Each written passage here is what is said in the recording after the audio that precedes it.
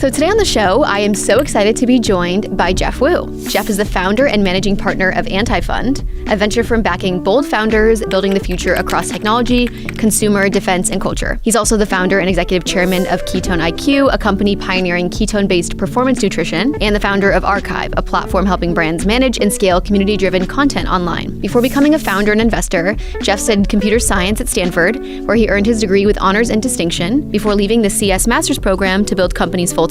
Over the years, he's co-authored multiple U.S. patents and peer-reviewed scientific papers, with much of his work focused on human performance, metabolism, longevity, and the intersection of technology and biology. Please welcome Jeff.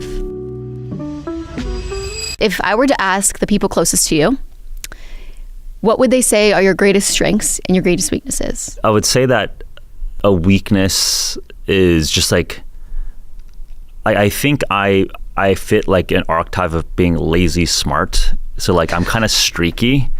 Geeky? Streaky, like I'll just be obsessed with something. Okay. And streaky, like you have a streak. Yeah. Just like I'll stay up all night like vibe coding with Codex and just like, you know, in February, like I haven't pushed code in GitHub for like years, even though I, studied computer science. So I was like a software engineer.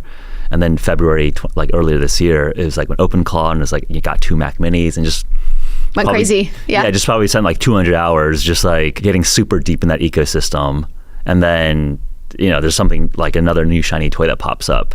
But I think a part of me that just looks back at just how I could have been better is just actually trying to be the best at one thing. I'm somewhat envious or jealous of people that find their one thing and are obsessed with it. I wish, and maybe I'm just trying to force myself back into that kind of mode. Because I think with AI tools, you essentially get intelligence out of a meter. Like just you have compute as a like multiple side brains. I think that benefits people that have the incremental insight into an industry, because the execution gets more commoditized. But like the wisdom, the insights, like the little customer learnings, that it just takes being obsessed with a specific space gets more and more valuable. So if we're going back to generalists or specialists, I think in a world of AI, I think specialists are going to be better, because AI will be the best generalist almost by definition, because they just suck down every single corpus of everything that's published on the internet. And then all these different teams are doing reinforcement learning or just fine tuning every single little discipline. Of course, like things that are in your brain and your like lived experience is not necessarily reflected in it. And that's assuming that you're at the bleeding edge of what you're doing, right? And I think we're both have some of that, or at the bleeding edge of what's in venture. So I think people like us benefit, but people who are not at the frontier, their training data is in their information's in the training set. Like that is just what ChatGPT 6 is going to pump out. That's why a lot of like junior hires are not getting hired, because all the information that they have to learn is already available on the internet, and you'd rather teach an agent than teach a human. And that's a lot of it too. It's like that same thread that people see about like junior level folks not getting hired and senior level folks having that extra knowledge, that extra like frontier, wisdom. They're the ones that benefit. Yeah. And then I guess like just going back to like, what my parents or like people growing up would tell me, like I've been thinking about this a lot. I think that, again, I don't want to like sound too like, proud of myself, but I think I was like just good at school. You got to brag a little bit. Like, come on, I'm asking you. Like, like my, like a random thing that I won. I had the highest SAT score as an 8th grader. So I had like a 1590 to 1600 as an 8th grader. And I think I won like some John Hopkins CTY competition for like taking tests. So it was like, so I was just like good at taking multiple choice tests. I placed out of like the Stanford language requirement in Spanish, because I was like, I kind of know Spanish, but not really. But like I just passed out of like college requirements of language, because I could fill out the SAT too and like guess the conjugation of the verbs and like kind of just see the patterns there. So I think that's cool. So like I was like winning like local, state level competitions. But I think I just realized that if you're trying to win like national, international level competitions, there are people that are as smart, if not smarter than me, who are like actually obsessed with training and studying that specific thing 20 hours a day. So I think that has colored a lot of how I want to be as an investor or an operator. but also I think it also reflects in terms of people I like to partner with. Like almost like the socialite trying to be too many things, and thinking that makes them cosmopolitan or well-rounded. Almost like it almost feels like to me like that's a aristocratic affect that people want to present. But I just want to like work with like the hardcore obsessed autistic people who just want their one thing, and if I want to partner with people like that, I feel like I need to be like autistically focused on like my, one or two things. Well, then maybe this is like a good therapy session for you to start getting a little more focused. Yeah. Because it's like, it sounds like that's what you want, even though that's not what your day-to-day looks like now. Yeah. You have so much going on, which is epic, but it might help to be a little bit more like narrow if that's what you want. Yeah, no, I think that's something your call. Just, there are responsibilities and obligations that you got to like deliver, right? Like I think part of me is like stubborn. You got to just like win and you got to round up everything that you're involved with. Yeah. But like now moving forward, just trim everything. Just focus. One thing I've learned talking to GPs on the show and in my own experience as a GP, your back office is a signal. How fast you close deals, how clean the LP experience is, how your K1s land, investors notice all of it. The more buttoned up you are, the more likely they are to give you more money in the future. That's why I want to talk about Sidecar. Sidecar is the SPV platform built for fund managers who want institutional quality execution without hiring a full back office team. They'll review your deal within hours, handle full secondary transaction support, and give you transparent pricing up front. No platform carry. Also, your LP relationships stay private, which is super important. It is not a marketplace. If you're running a professional fund, your infrastructure should look like it. Sidecar makes that possible without the overhead. Check them out at sidecar.io/partners/trailblazers. What's your take? So you're a good person to ask this to, as someone who is very high IQ, and I think that's pretty obvious from like the Stanford and the competitions. But you now operate in a world where like EQ is everything. Yep. Like you are, and we'll get into this all, but you're in very much like a celebrity adjacent world. I would argue celebrities are like the best storytellers and have the highest EQ, but maybe IQ isn't as relevant. What's your take on like what actually matters? Like now that you're outside the Stanford bubble, you're in the real world, you've built companies, you've invested in so many. Like what's your take on IQ versus EQ for the everyday person? What matters more? And then maybe more specifically, what you look for in founders? Yep. It's a good question because I think that what you have, you discount. So I think like an obvious answer would be like, and maybe you feel this and we can talk about like just like the dynamics of like venture investing. Yeah. I think there are a class of investors who are just mega high IQ, mega high socialite that do very, very well. You mean that have both? I mean, just like max out EQ, like you're a socialite. Oh, you're saying just a socialite. Okay, got it. Like yeah. I think the socialite VCs actually do quite well. Yeah. And why is that? It's because we are entering like a winner take all market of like, you need to be like the number one or number two AI company in its vertical. Everyone else is dead, right? It's like, you make way power more law money. To the extreme. Yeah, it's ultra power law. And I think, again, like maybe now, like Uber, you probably made a lot of money. If you're an investor in Uber, Lyft, you probably made okay amount of money. Every other ride-sharing app, zeros. And I think it's that to the extreme now where you literally have $1 trillion AI companies. And then there's going to be a lot of dead bodies. I think all these Neo Labs raising at $2 billion out of the gate, there's going to be a lot of dead bodies there.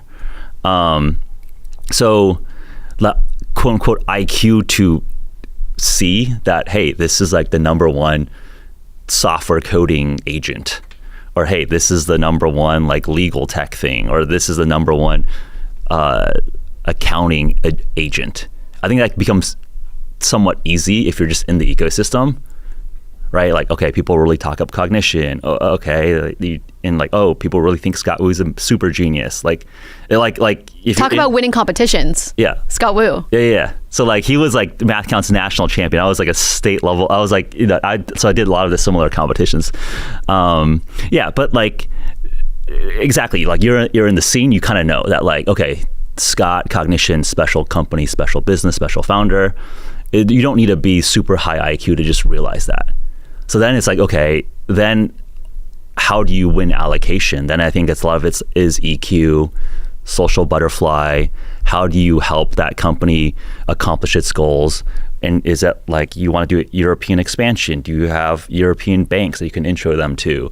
Are there specific marketing verticals, For example, archive.com, they're looking to expand into influencer marketing and creator marketing. We were realizing that Anthropic, like Claude, actually uses a lot of influencer marketing to scale up their actual user base. It's like a very organic PLG creator marketing led approach. I don't think a lot of people actually know that. It's actually the first time that I've seen some of that stuff. It's pretty crazy. So you've seen it. We've seen it, but it's more recent too. Like at least maybe like I wasn't targeted for it for a while, but like I've seen it a lot lately. Yeah. So the person running that for Anthropic came from like, I think Notion, but also had like a lot of like consumer marketing background. And the notion of it makes sense because Notion ran that playbook for so long. Exactly. So like just like gluing together the pieces, right? I think people in the broader ecosystem, I think, we're close with OpenAI, invested in multiple rounds there. They're like, it's a research driven org, right? And then we're just like telling about clipping and like some of these like basic things that we understand from a community or social side. And it's like, they're just like blown away. And it's like, you guys have like literally have one if it could be the most important company in our generation, if not in history. And it's like, the marketing stuff is actually quite simple, but like they're so big brain focused on AI research that we're like teaching them a lot of this stuff. But I think it makes sense because like ultimately technology should be in service of humans, and how do humans be influenced? I mean, we're all looking at other humans to help us taste make and truth find. So, if we're able to help like someone like Scott and Cognition like buff up, or OpenAI buff up in those areas, which to me, like, I don't know if people think that being an influencer or marketing is like classically super high IQ. Yeah. I think people don't actually, even though it is. Yeah. That's my take. I think people think it's woo-woo versus they think engineers are very bright and they think marketers. That's like the tension where it's like, that's where it's like, yeah, it is like EQ to understand and have empathy towards how to get the message out to other people, but ultimately like you have to have some intelligence to even understand that's like an effective strategy and approach. Totally. But again, going back to your question, I think like the socialite VC is just like you become a heat-seeking missile, right? Like I think maybe that's like the best way to put it. I think there's like a class of VCs that are just really great heat-seeking missiles. Like, okay, this thing, Anduril, #1 defense neoprime. Everyone just chase it, and then it's like everyone's bombing Palmer Luckey and Trey Stevens and like begging, and then it's like who can be the best beggar to get allocation? Like literally, that's like some of the games that are being played. Well, you're an interesting person to ask this to because you guys were in Anduril's recent round. Yep. You've done OpenAI several times. Yep. Cerebras, like before their IPO, I think you guys bought some stuff. Like I wanted to get into like the nitty gritty of like, why do you think you're winning allocation? Do you think that you're just better at begging than everyone else? Do you think it's that, like, because I think a lot of these companies, at the point that you invest, it's very obvious if you're in the scene that they're a hot company. Yep. It's like extremely obvious that like Anduril is a hot company. Yep. I think if you don't know that, then you shouldn't be in tech at all. Yep. So like, how are you getting that allocation? Is it the begging? Is it there's enough room because the rounds are big? Or is it the like celebrity GP thing? Because this is the thing, this is like my thesis, so I'm like selfishly asking this. Yeah. A lot of the like celebrity GP funds, they have to have great operators behind them. It can't just be like a random famous person. Killer operator plus the celebrity is like a deadly combo for getting allocation. And so I wanted to get your thoughts. Do you think I'm right? Do you think I'm wrong? How are you getting the allocation? I think you're directionally correct. The way I think about it is, I think the VC business is high class begging. It's fancy sales. That's what it is. Or not so fancy sales, I guess, because it's begging. So it's like... But it's on both sides, actually, right? Because I think when people always think of VCs as investors, but as you know, like we're also begging LPs to get the capital to then go beg the best founders to give them that capital. But obviously, I think it's obviously tongue-in-cheek, but there's truth to that like this is like the highest form of begging. But I think... So there's truth to that, but I think really it's how do you, I think the way I think describe it is that like there's just a cap table that there's 100% ownership of a business, and you need to show why you're more value add than the incremental dollar from any other person. And I think most VCs have zero value add. You wouldn't know it from their website though. You wouldn't know it. They all say value add. But I think if people were just more honest, like, hey, I'm just loading up money, that's like a pretty good product because everyone needs money. So I think if you're just like super authentic of what the direct value add is, I think a lot of the crossover hedge fund guys that are just moving billions of dollars, it is really hard to like fire $2 billion or $1 billion at a time, right? And I think that there's people talking about these like SPV bros running around, and it's probably like seen as like distasteful for a lot of like true operators or true founders or true investors. It's, oh, you're just like running around cobbling together random high net worth individuals and like moving $100 million. I think to a founder, it's like, I don't super care where the money comes from if like I don't expect any value add. I just need like $1 billion. If you can make it really easy to just dump $1 billion and you're fast, that's like enough of value add. So if that's your offer, that's only when the capital's so high that you can't get it many places. Like that's like the $1 billion. I mean, that's like insane. I'm also talking a little bit more like growth stage, medium size, or maybe they aren't raising such crazy rounds. And there is a lot of people that could contribute to the round. Yeah. You know, like so like we'll do like you guys just did like a B. Like you guys just did like Monaco's B. Yeah. We'll get that as an example. Yeah. Like pretty hot round. Yeah. You know, but like, you know, there's a lot of people that could have written checks into that. Yes. So, you know, like how are you getting continued allocation? Because I think it's easier. I hear you on like these like giant rounds, like anyone that is $1 billion, like, thank you, I'll take that. It's hard to cobble that. But like, it continues to be this like growth stage where these like celebrity GPs get their allocation when other folks get iced out that have strong networks, decades of experience in the business. Yep. Yeah, and you know what I mean? So like my pitch is like basically, okay, these archetypes of companies, you have a founders fund, a Lux Capital, a Sequoia, a Benchmark in the mix. And you can take an incremental dollar from them or people that basically look exactly like them, right? Like if you have a Silicon Valley name brand firm and some Wall Street people, name brand firms, the next dude in a suit is basically the same network and value add as what you already have. It's a good point. They're all like slightly similar iterations. Oh, they're the same. I have my favorite people that I do a lot of business with, and like, but they're basically the same as everybody else, but I love them because like we made a lot of money together. But like, I think their value add is the same. Like, what do people value add? It's like, okay, I'll help you with recruiting, I'll help you with customer intros, but it's the same pool of people, right? Like they're same background, same cities, same experiences, and same playbooks. So I think it's actually quite easy for us, and I think, you know, I would say there's like a few, I would say, you know, like I think Alex Paul, Chainsmokers Madness, I think does a good job. There's a few of us that I think are doing it in a smart way. I mean, it's you guys and Alex. Yeah, basically. Well, there's others. We want to name others. But like, it's you guys that get into these like hot round. Oh, Ashton Kutcher is doing a good job with sound. Yeah, sound is great. I think sound was like the original version of this.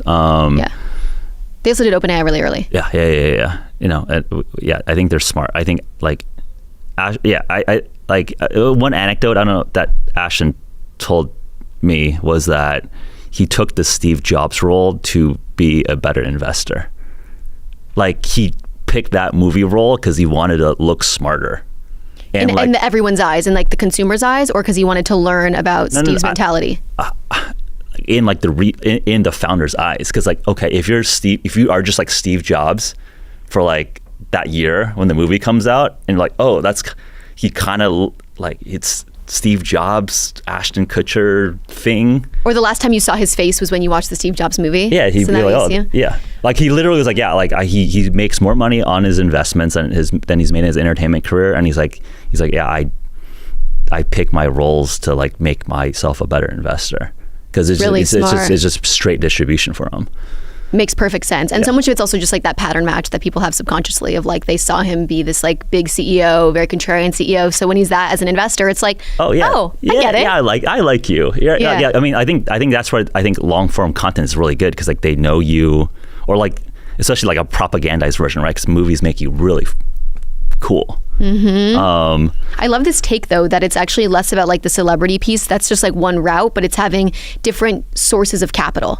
It's like going to these founders. It's different networks. Different network. I think that's like the main pitch. It's like, okay, you got to get some clout, cool people in your network, right? Because I don't fight because I can't beat Sequoia or Andreessen in their game. Yeah. So you play your own game. So we create a new game that we educate, and I think people like us will have outsized share, because I think we relate to this generation of founders better, because they grew up in this culture of content, social media, podcasts, clips, long form, short form.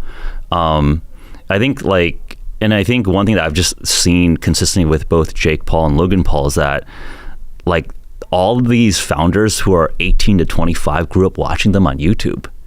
So it's just like you'll always get the meeting. That's the other thing too. Yes, we always get the meeting. You might not win your allocation, like hopefully you do, but you're getting the meeting no matter what. We'll get a meeting and we'll get something. You'll get something. We might not get like, everything we want, but we'll get something. Yeah. So I think a lot of what I think about is like, okay, like I can run this repeatably, but if we want Antifund to be just a true institution, then we also need to step up on all the value-added services and also just drive value and not just like win the Allo and disappear and have like a little celebrity photo. Totally. Actually drive enterprise value. Well, this is like the marketing stuff you were talking about. I mean, what you're doing with Archive like alone is just a lot to help with the other folks. If you're building in public, sharing insights, or staying top of mind with your network, you need a newsletter. And if you have a newsletter, you need Beehive. You know how I always talk about writing essays that change the trajectory of my VC firm? Well, I publish all of them through Beehive. It's my absolute favorite platform because it serves as a blog, a newsletter, and a website all in one, so I don't have to republish or reformat across platforms. Beehive is the creator platform where newsletters actually grow. We're talking built-in referral programs, a recommendation network, and analytics that tell you what's working, not just vanity metrics. Plus, you can monetize from day one through their ad network, paid subscriptions, or boosts. No platform cut eating into your revenue as well. I can speak from my personal experience. I'm always getting pinged for new ad opportunities. Beehive has a range of customers, from major publishers like Time Magazine, TechCrunch, and Newsweek, to solo operators earning 7 figures from their inbox. It's the same platform that's built to scale with you. If you've been putting off starting your newsletter or outgrowing whatever you're on, now is the time. Go to beehive.com and use code Trailblazers30 for 30% off your first 3 months. So I have a confession. I used to be a compulsive note taker. Every single meeting, I'd be half listening and half scribbling and still leaving with gaps on next steps, details that were shared, and more. But Granola completely changed that for me. It's an AI-powered notepad for meetings, and it's connected to every single call on my calendar. Before each call, it shows me a well-researched brief, so I know who I'm meeting with and the full context going in. During the call, I jot down whatever stands out, maybe it's a keyword or a decision I make, and Granola handles the rest. It'll transcribe in the background on the call and then turns my rough notes into clean, structured takeaways the second we hang up. There's also no bots joining calls. It just works in the background. I use Granola for several things. If I finish a meeting with a potential investor in my fund, I'll ask Granola, what could I have done better to get my point across? If I'm meeting with a founder I like, I'll ask Granola to point out any major green flags or maybe red flags I may not have already caught. For people with a lot of meetings and decisions that require endless context, Granola is a game changer. Actually, we're running Granola on today's episode, so you can read the full show notes at granola.ai/trailblazers. New users get 3 months completely free. That's granola.ai/trailblazers. I wanted to talk to you a little bit about like your strategy. So this is like me, like nerdy venture stuff. Yeah. But you guys have a $30 million fund. Yep. But you're obviously doing the Anduril stuff, the OpenAI stuff, the Cerebras stuff. And then you've founded a lot of companies, which I want to talk about next. Yep. Are those incubations? Are those side things? Like, talk to me a little bit about like, the structure. How are you getting into these deals? Is it SPVs you're doing? Is the 30 million just fully like early checks? Like, talk to me about the allocation. Yeah. I'll just say this: the announced $30 million fund is pretty outdated old news. We use it as a way to just like announce Logan joining as a GP. We have. We're still closing out some of the paperwork, but we have a growth strategy, a dedicated growth fund, and additional early stage vehicles. So is it all one vehicle, or are you doing 2 vehicles? Yeah, multiple vehicles now. Okay. And then for our early stage fund, we'll do our own incubations. I knew that was coming. Like, I know you haven't talked about it, but I could just, with your personality, it makes total sense. Yeah. I think both Jake and Logan and myself, we just like building stuff. So I think, yeah. So there's a lot of ideas that we're like looking at and building companies around. So, the first 2 incubations we've done together are Better. It's a sports gaming business. It's got a social casino that's like ripping. So and there's a big partnership with Polymarket, so that's business doing well.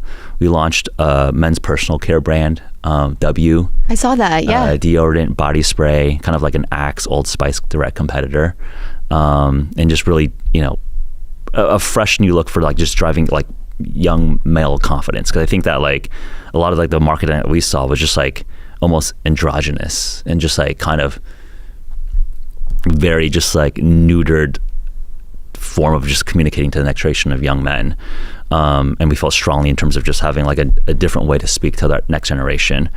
But yeah, so I think there's Logan's got something called Rip It in the collectible space that's launching soon. So those like we're excited about, because I think there's just such a good overlap on our audience, our know-how, and like in markets that we feel like we care about and I think are important and large.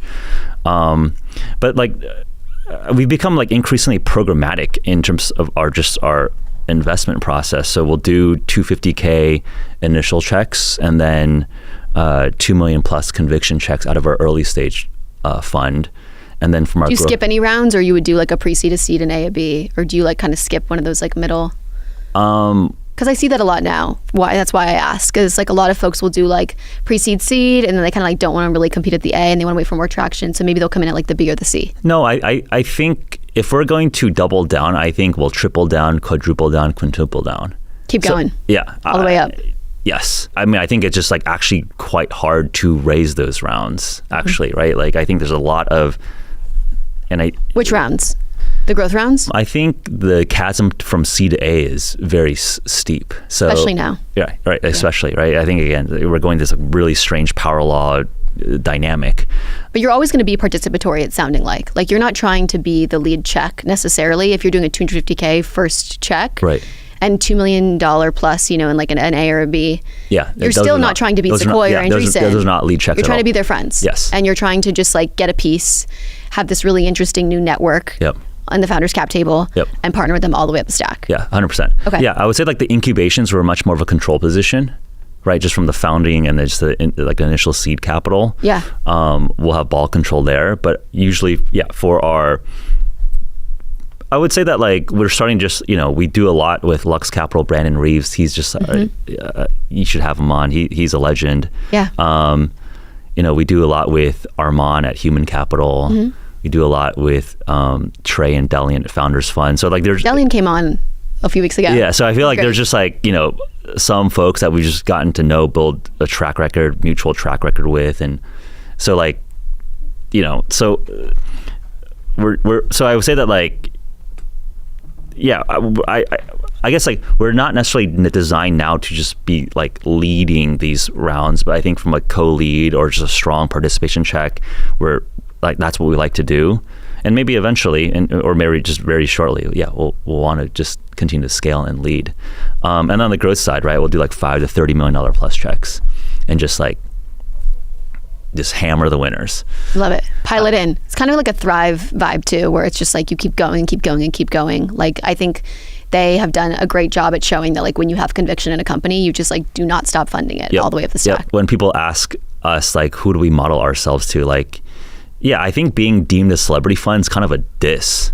Interesting. Okay. Because we don't like, yeah, obviously Jake's celeb. He doesn't need to be told he's a celeb VC, or Logan's obviously a celebrity. He doesn't need to be told that. It's like, no, we're in the capital business and we just want to be the best investors we can be. Totally. And I say that like I like what Josh Kushner does and I like what Neil Mehta does with Green Oaks. Like, and I think the biggest mistakes that we've made is just not hammering our winners. Mm-hmm. I mean, that's what everyone says. That's always. Yeah. So that's why we like, again, just you can't make the same mistake again. That's why hey, we're not just like skipping rounds. We're doubling, tripling, quadrupling, quintupling down every single round on the companies and the founders that we like to work with. Yeah, Neil's insane too. Neil at Green Oaks. I mean, that's a great comp, and it makes sense because it is just so high conviction. Yeah. How did you meet Logan and Jake? Like, how did this idea for a fund come together? Talk to me about that. Funny. It's definitely like an interesting story. So Jake and I originally connected probably 10, 11 years ago. So he was 17, 18. Like, I think he was already like a YouTube star.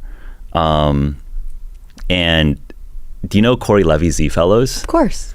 And so like Corey took Jake to Silicon Valley. So we joke Like 10, 11 years ago kind of thing? Yes. Oh, wow. So we joke that Jake Paul was like The OG Z Fellow? original.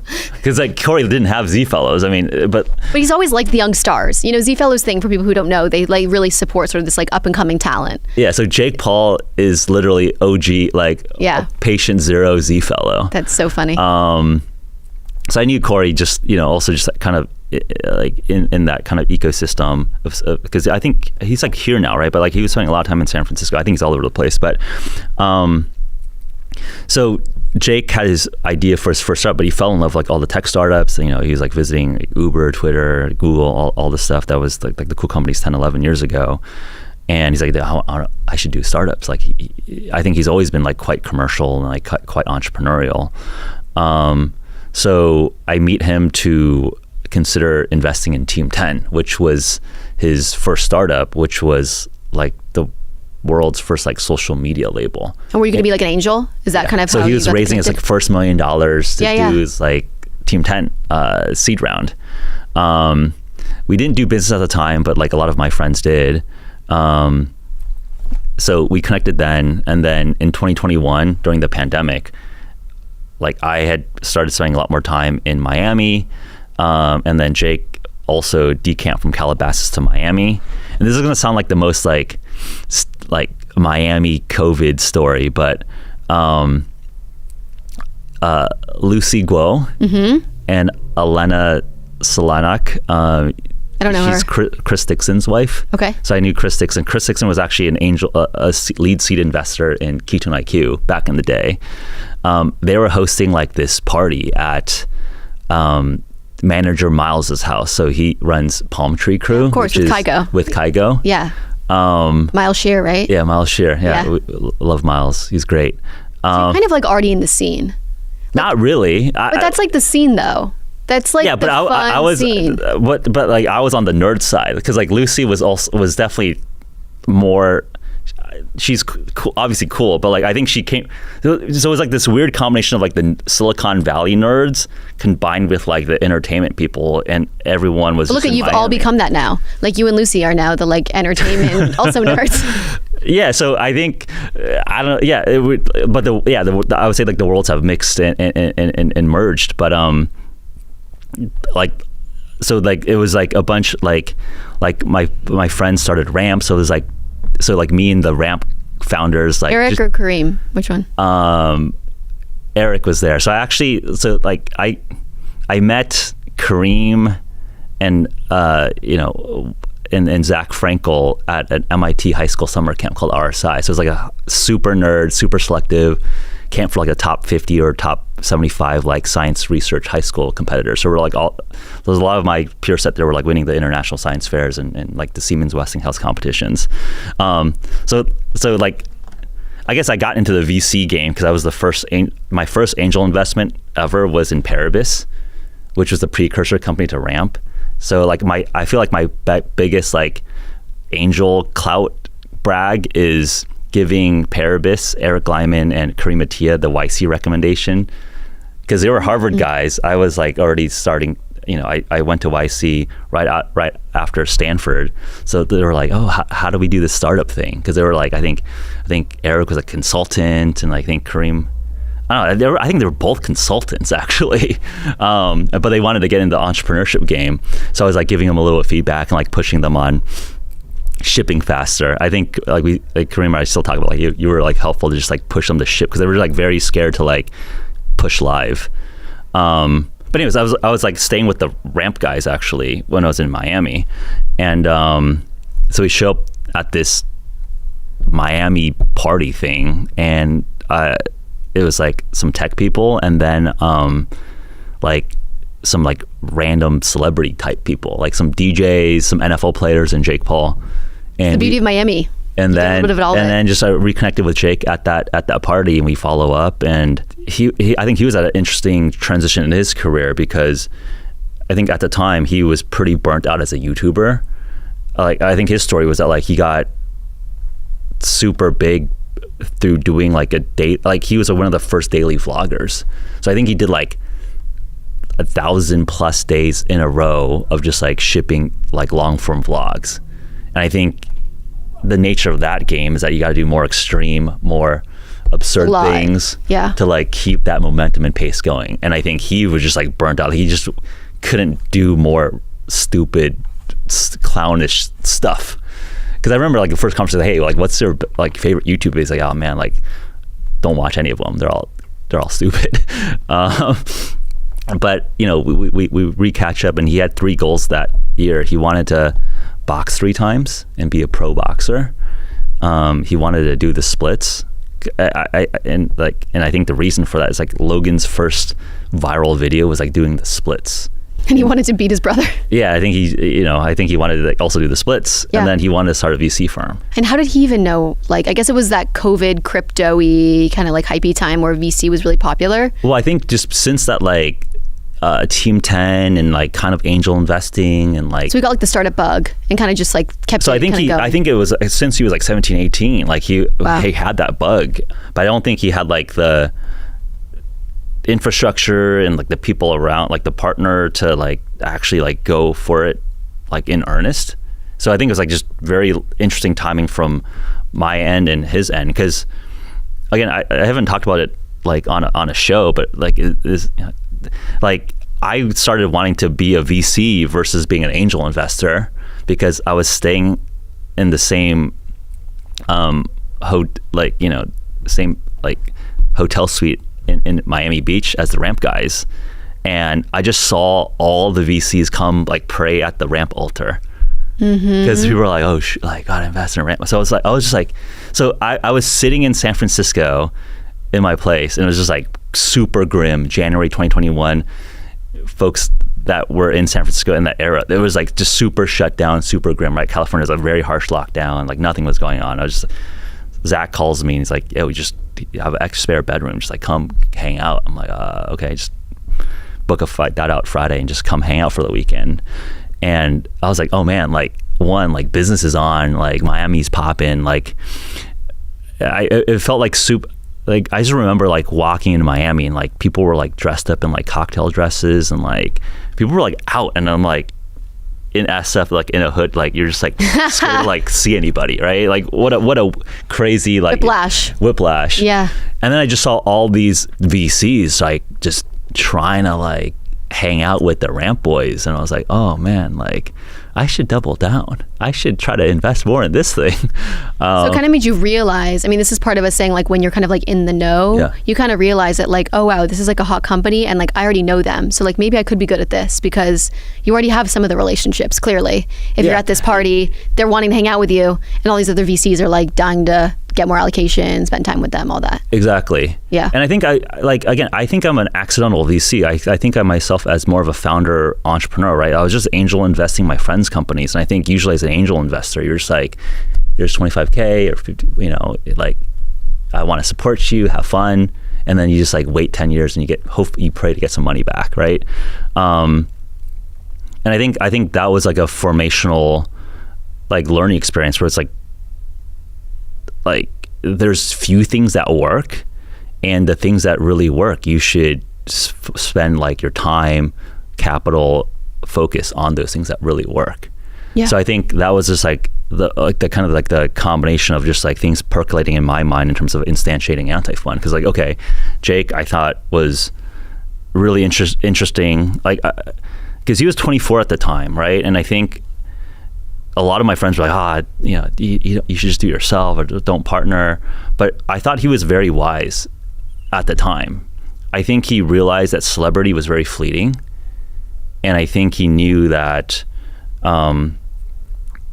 like there's a big difference being rich and having some brand deals and sponsorships and like being truly wealthy, right? Like the richest, most powerful people own companies by founding them or like investing into them. I mean, it's like your Ashton Kutcher comment. Like he's made more money from his investments than all of his acting career that we all know him for. Yes. Combined. Yes. For sure. So then I think it's like, so I thought he was like, Jake was actually quite wise, quite astute in terms of like one, just like the nature of celebrity and the nature of attention. And then two, just like that shared like understanding that like, if we're playing the capitalism game, which is a money accumulation game, then you just got to like know which layer of that stack to play. Yeah. And like, do you want to just take a $1 million cash sponsorship, or like, hey, no, I'm going to buy into your company and be on the cap table, right? Like I think most celebrities don't get it. I think most celebrities just get used to being given free stuff, but like they're actually like sucker in a lot of ways, because like the free stuff is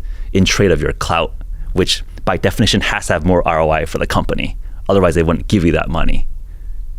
Yeah. Right. And I think celebrities don't understand that math trade. Oh, you're giving me $1 million to show up this thing? Oh, okay, cool. By definition, if that company is not going to go bankrupt, they should be making $3 million, if not more, off of that deal. So then it's like, okay, we should be playing on the equity ownership side of the game. And I think that like shared view on how the world works, how capitalism works,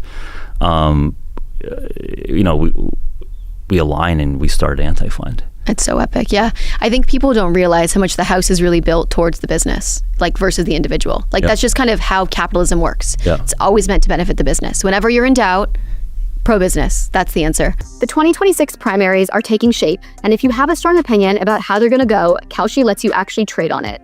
Kalshi is the largest prediction market in the US, federally regulated and available in all 50 states. You're not betting against a house. You're trading against other people in a live market, taking yes or no positions on real-world events. Elections, federal interest rates, economic data, you name it. Right now on Kalshi, you can trade on the California governor race, Senate outcomes, and a dozen other major political storylines as they develop. As the probability shifts, you can buy in or out of your position in real time. It's a completely new asset class, and honestly, one of the more interesting ways to have skin in the game on what you're already watching closely. Download the Kalshi app, that's KALSHI, and use code Trailblazers to get $10 when you trade $10. Or go to kalshi.com/r/trailblazers to accept this $20 offer. With Kalshi, you can trade on anything. 18 plus only, restrictions and eligibility requirements apply. Event contract trading involves risk and may not be suitable for all investors. Prices, values, and available markets may differ from those mentioned. For more information, see kalshi.com/regulatory. Okay, so a quick experiment. Think about the last long message you typed. Could be a Slack thread, a prompt into Claude, maybe it's a detailed email. It probably took you 10 minutes, maybe even 20 to get it right. Now imagine you just said it out loud instead. That is the whole pitch for Whisperflow. Whisperflow is voice to text that actually works in every app on every device. You speak naturally and it outputs clean, formatted text that's ready to send. No setup, no integrations, no fixing weird transcription errors. And it works across Gmail, Slack, Notion, Claude, iMessage, wherever you type. And unlike the built-in dictation on your phone, Whisperflow removes all filler words, mid-sentence corrections, and jargon. What I personally love about it too is that it perfectly matches my style. So I often type in all lowercase letters, so it'll type like that. I also say things like LMK, which means let me know in shorthand, and it'll auto-adjust it from let me know to LMK. Like many of you, I also do a lot of brain dumping into LLMs. So instead of typing it all out, I actually just speak my windy train of thought into Whisperflow, which is infinitely faster than trying to get my fingers to keep up with the pace of my thoughts. If you do any serious writing or just send a lot of messages and emails, using Whisperflow is a no-brainer. Get 1 whole month of Whisperflow Pro completely free at ref.whisperflow.ai/trailblazers. I want to ask you 2 quick questions. One, Anti-Fund, like the name. Sick. Give me the TLDR on that. The credit to Anti-Fund name goes to Jake. I think Jake is just, again, that's one of, I think, his special powers. I think he's like really good taste, really good consumer feel. He sent me Anti-Fund and a couple other options. It was like Anti-Fund, like that like, I knew we had to just own the brazenness or like the weirdness of having like an internet YouTube boxer, multi-hyphenate be like a VCGP. Well, it's also just like this totally separate network concept you're talking about, Yep. sort of like anti what you think of as the funds. Yeah. You know what I mean? Like all the kind of wearing the suits, been around the block, Silicon Valley, like Yep. you guys are the opposite of that. So it's Yeah. a different network. I think it's really obvious. Yeah, and I think I think the name is so important. I think being high in the alphabetical order is very interesting.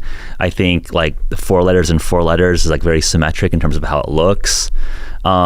So I think in terms of a lot of like the details and just in terms of the name and the branding, and I think we've just like doubled down in that brand. That I think was like a really great just like founding decision, because I think what our mission, like, I think most investors have no purpose like, other than making money. Like, that's the truth, right? Like, VC is a money making business. Like, you are given LP dollars to give them more LP. You return LP dollars for like their endowment or just rich people to get richer, right? It's just like I don't have no moral judgment on it, but that's just like the truth of the underlying business.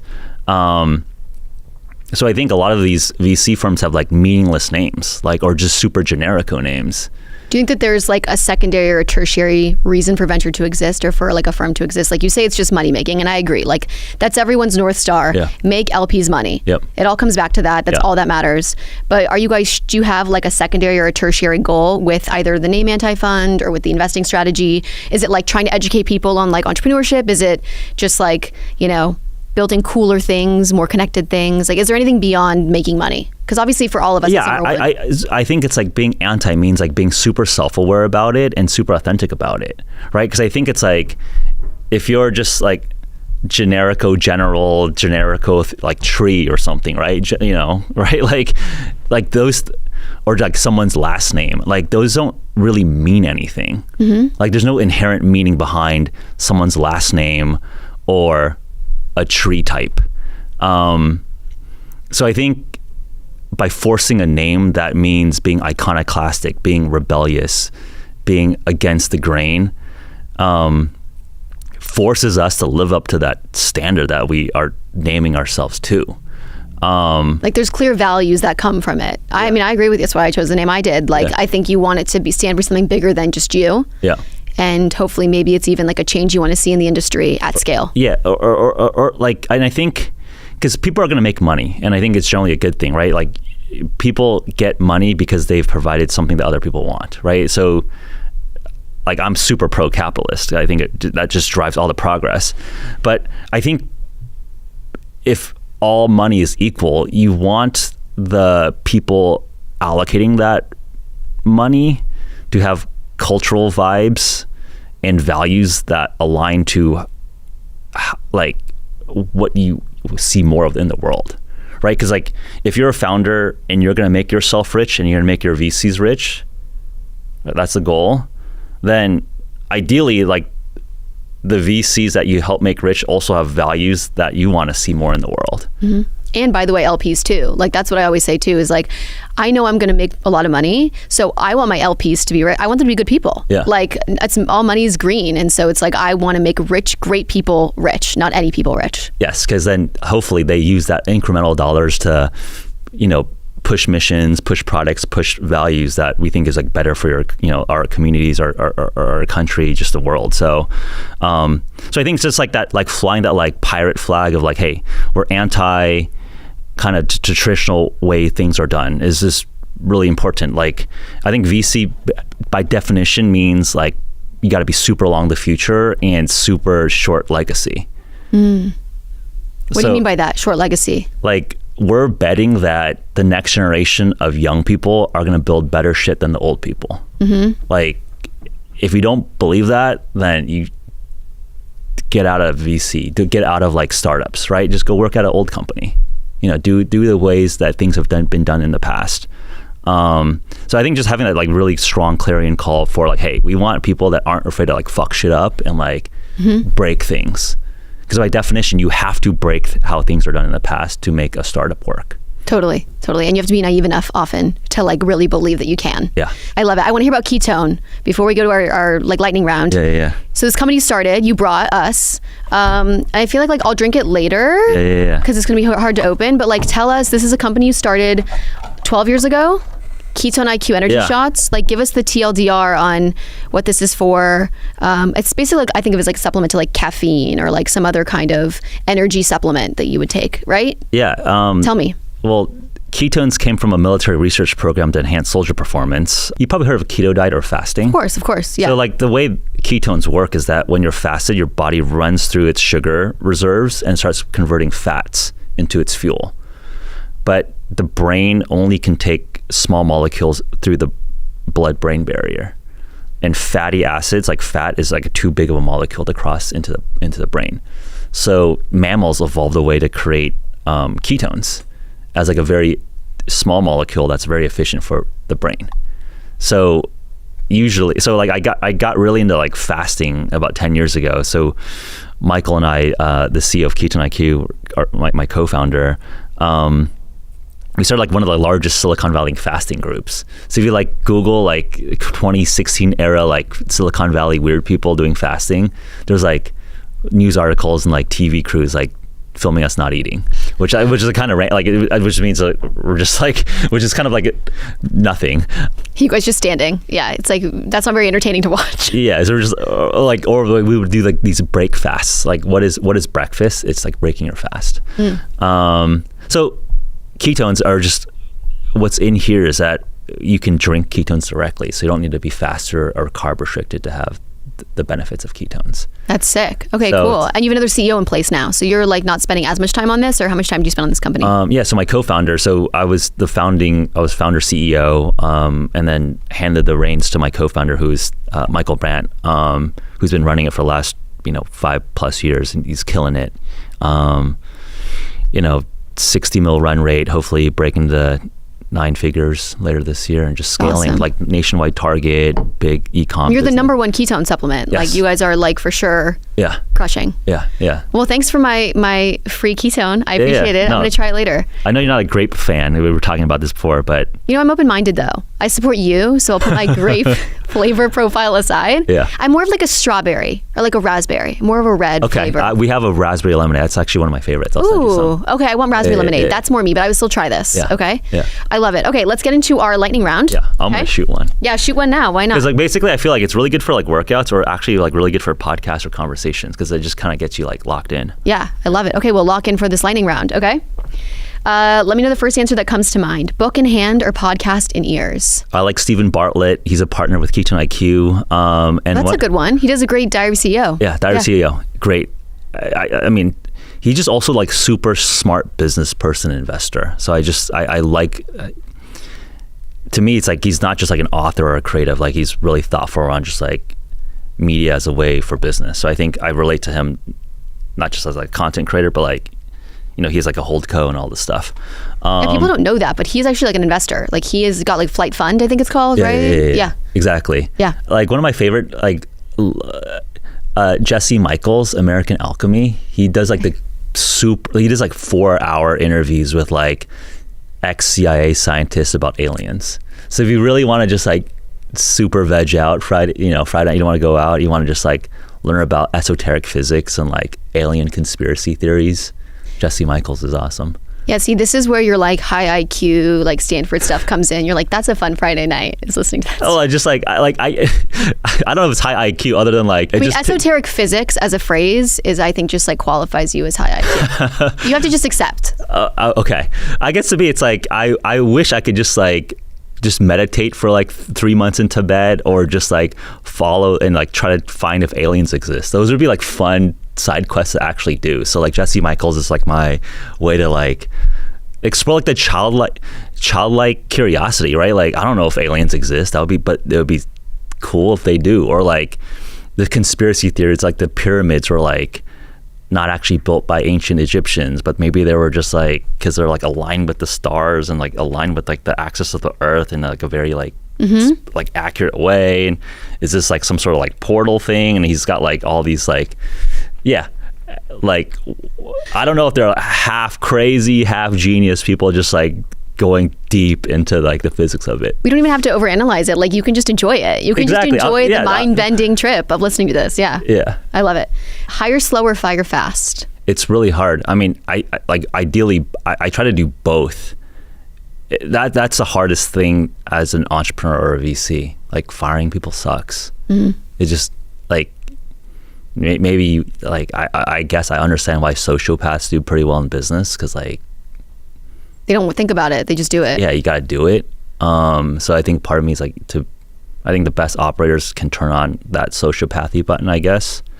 So because I don't like firing people, then it's like, okay, just hire slow. So I guess like to answer the question, like hire slow so you don't need to fire people. Yeah, then you can like avoid the second part of the question altogether. Exactly. You never have to fire ever. Exactly. Okay, 10 small wins or 1 big moonshot? That's a good question. I think it depends.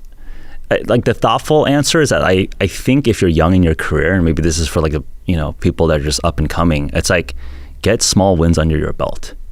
Like you do not want to be that moonshot like shooter and never hit that moonshot and you have nothing in your track record. So, and if you're young and you don't have that much experience or like just no track of winning, no one will believe that you have a shot to like. I think it's unlikely that you can come out of nowhere and have like and hit the moon. I think all the people that end up hitting the moon have like they have a bunch of base hits that give them the confidence, the resources, the network, the learnings, the battle scars that actually hit that moon shot.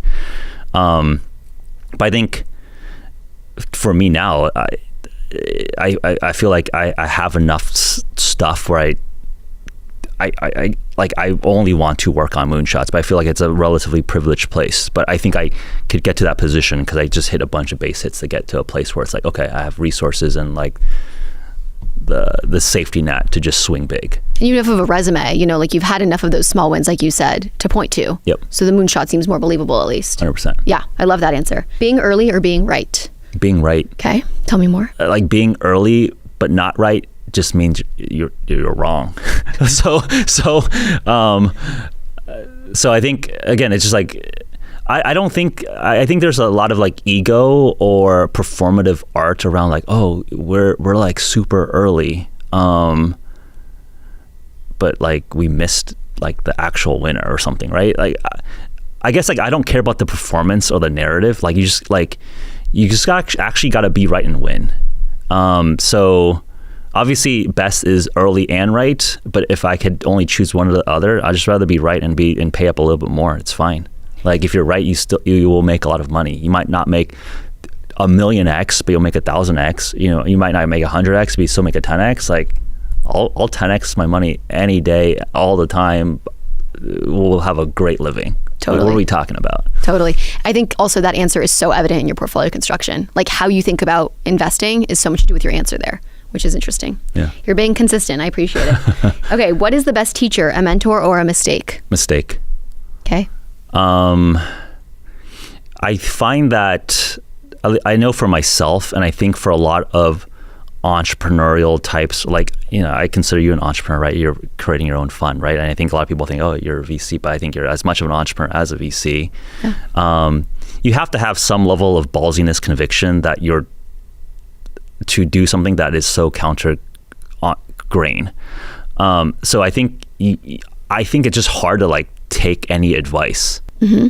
Yeah, because you're actually the one doing it. You're in the arena. I think sometimes that quote reminds me this question reminds me of the quote about like the Teddy Roosevelt, the man in the arena thing. Yeah.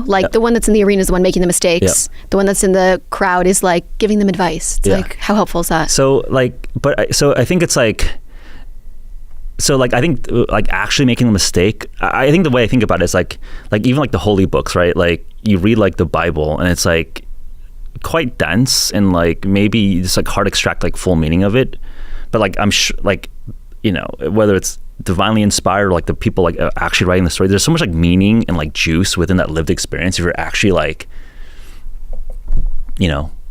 one of the books, right? Like actually like living through being one of Jesus' disciples or something. There's so much depth that's like really hard to translate into human language. Mm-hmm.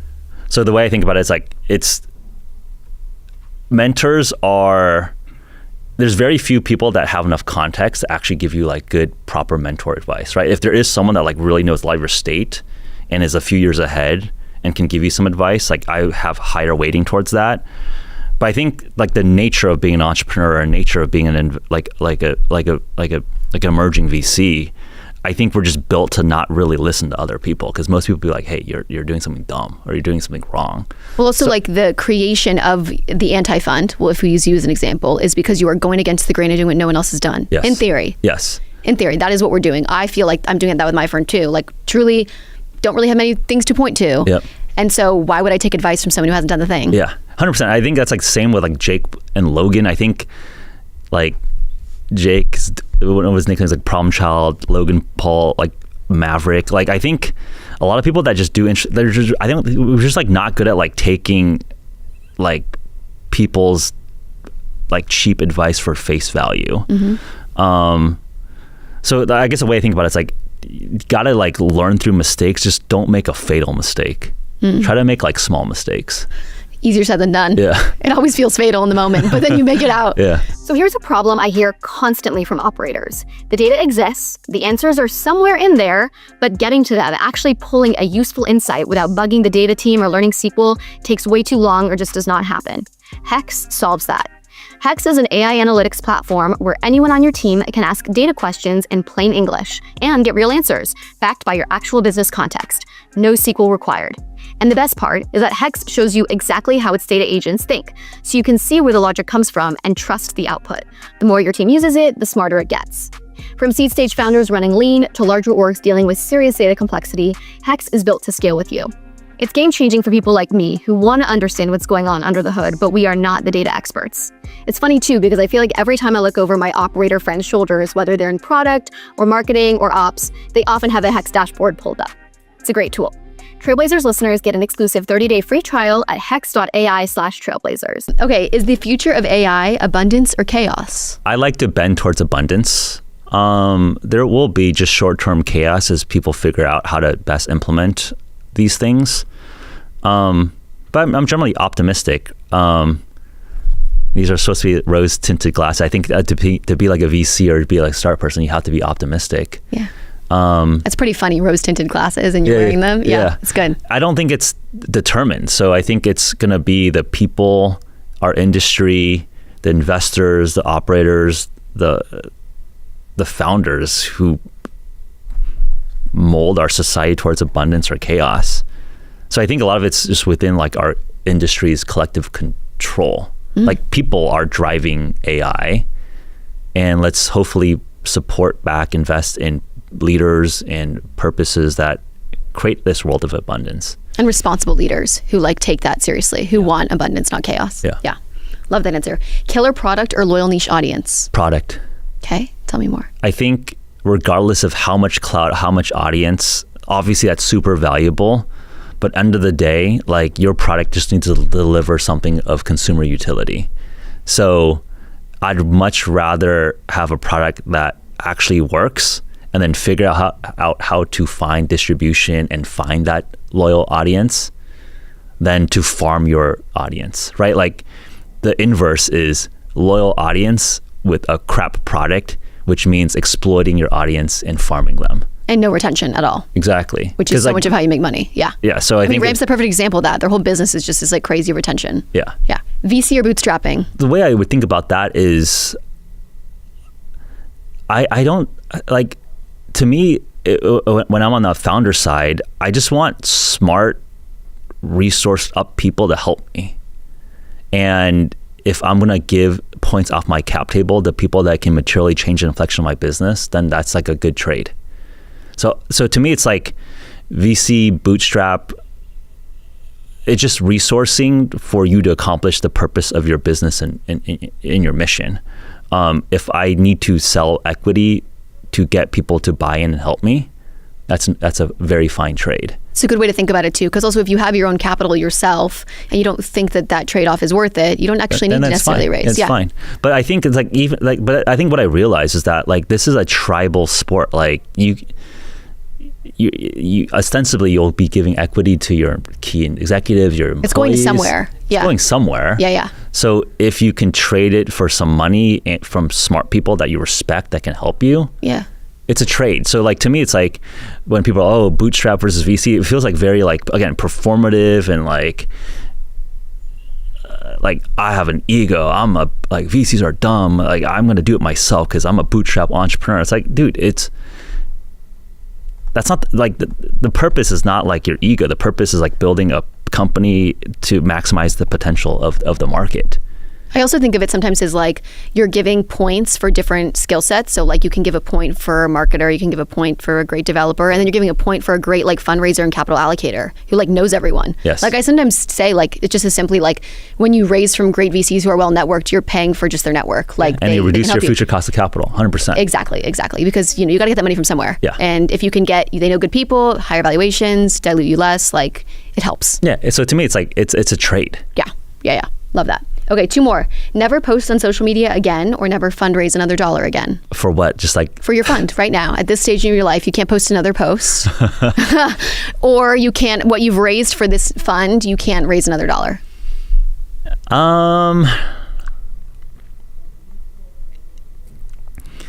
I'd probably never fundraise again, actually. Meaning that, like, I'm really confident with our positions and just rotating our own capital that we'll be able to compound, because I think getting your message out there and distribution is so important to actually have future business, right? Like, so maybe another way to ask the question is that, like, is money more powerful or attention more powerful? Yeah, totally. And I think it's like, I can use attention to, if I can't use it to like raise LP dollars, which is not really how we raise LP dollars, like, but that is more useful as a way to generate value, which then I can capture in terms of money that I guess is my own money to then go invest. Yeah, there's also something to be said too, like that earlier comment about the small wins in the moonshot. Like, you've already collected enough capital, you've already connected enough like little wins that, like, if you just kept it all in the family and you guys kept reinvesting your own money, it would be okay. Yeah, 100%. Love that. Okay, last question. Is AI overhyped or underhyped? Both. Like, I think there's a bunch of bullshit AI companies, which are borderline scams / probably just not going to work. But AI will transform how we all live and function as a society. So I think it's like, which I think is like correct for all bubbles. It's like there's really transformational underlying cultural, civilizational shifts that will just change power, change resource allocation, change which types of people control the resources of our civilization. But in that mix, like, there's a lot of heat-seeking missile types that are going to be like clout chasing and trying to grab onto like the little crumbs that fall off on the side. I think that's like the hard part about our job. Like, are you a faker or are you real? So I think it's both. I think it's like, I think when people say, oh, it's a bubble, it's like, yeah, there are parts where it is a bubble. Like, it is, I'm sure when people are like, hey, like a couple kids that really don't have a track record and like the seed prices are, going from like, I don't know, 5, 10, 15, 20, 30, 50, 100, like, it's pretty arbitrary now. I don't like to be just like a dumb price taker. No, again, it's like, I'd rather just work with people that just get that it's a partnership, not like I'm a dumb money bag. Yeah.